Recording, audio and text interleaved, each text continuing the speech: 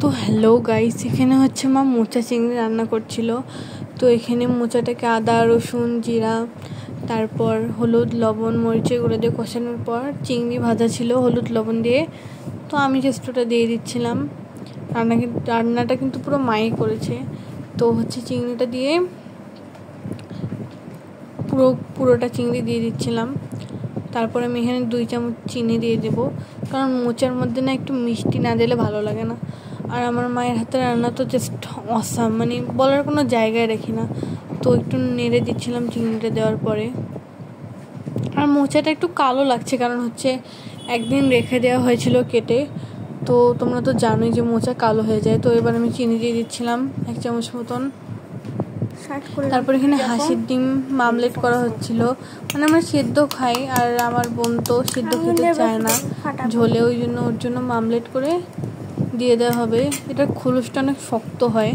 আর আমি first time হয়তো আজকে হাঁসের ডিমের ঝোল খাবো। তো এখানে কষানোর পর মোচাটা জল শুকিয়ে যাওয়ার পর একটু আটা দিয়ে গরম মশলার গুঁড়ো দিয়ে ভালো করে জল শুকিয়ে এবার নামিয়ে দেওয়া হয়েছে। তো এখানে হচ্ছে মা হাঁসের ডিমের মামলেটটা করছিল। এটা অনেক ফুটছিল তেল দেওয়ার সাথে সাথে। তো এটাকে খুব আস্তে আস্তে ছড়িয়ে দিচ্ছিল। এর হাঁসের ডিমের মামলেটটা খেতে হচ্ছে কিছুটা মুরগির ডিমের মতোই লাগে, বাট সিদ্ধটা একটু ইউনিক লাগে খাইতে। আমি আজকে ফার্স্ট টাইম খাইলাম। তো হচ্ছে এরকম করে আস্তে আস্তে উল্টাই দিচ্ছিল, খুব সাবধানে আর কি।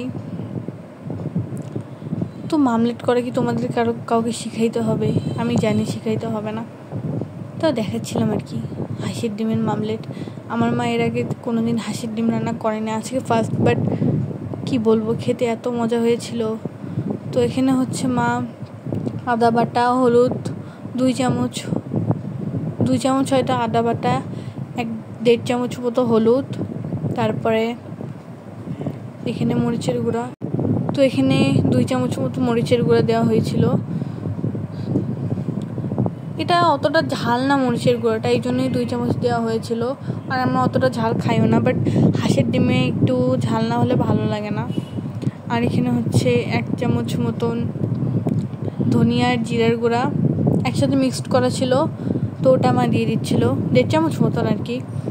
তারপর এটাকে হচ্ছে অল্প একটু জল দিয়ে গুলে নিতে হবে। শুধু গুললে এটা হচ্ছে অল্প একটু জল দিতে হবে, বেশি জল দিবা না, এটা একটা গাঢ় পেস্ট হবে। এটা গুলে নিলে একটু রান্নাটা সুবিধা হয় আর কি, তাড়াতাড়ি হয়। মশলা এক এক করে দিতে আন্দাজে পাওয়া যায় না। তো দেখো এরকম একটা থিক পেস্ট হয়েছে। তো এইভাবে গুলে নিচ্ছিল আস্তে আস্তে করে। আর এরপর হচ্ছে হাঁসের ডিমগুলোকে সিদ্ধ করে নেওয়ার পরে মা হলুদ লবণ দিয়ে ভেজে নিচ্ছিল। এটা হচ্ছে ছিলতে গিয়ে একটু ভেঙে গিয়েছে, বাট এখন গরম মশলা ফোড়ন দেওয়া হয়েছিল আর অনেক জোরে ফুটছিল।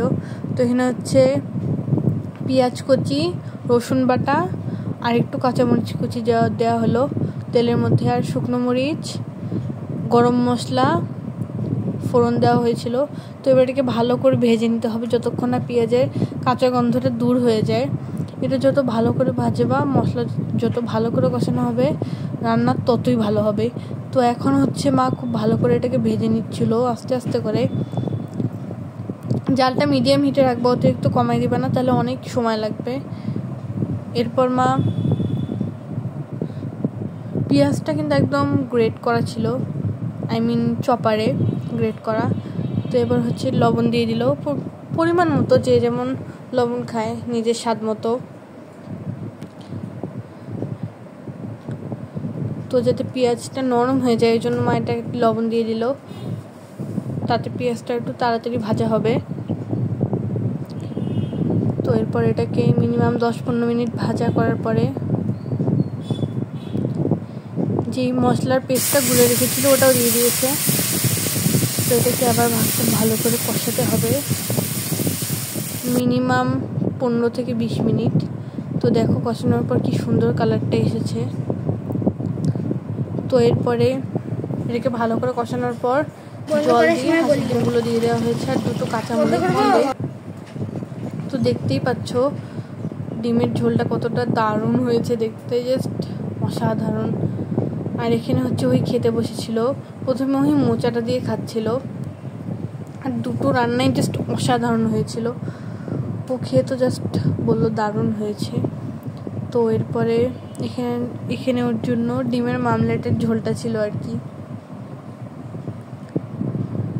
তো খেয়ে দেখছিল এটা, কিন্তু ও বলছিল যে এটা অসাধারণ হয়েছে,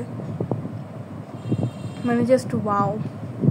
আজকের ভিডিও এখানে শেষ করছি। চ্যানেলটা সাবস্ক্রাইব করে দিও, লাইক করে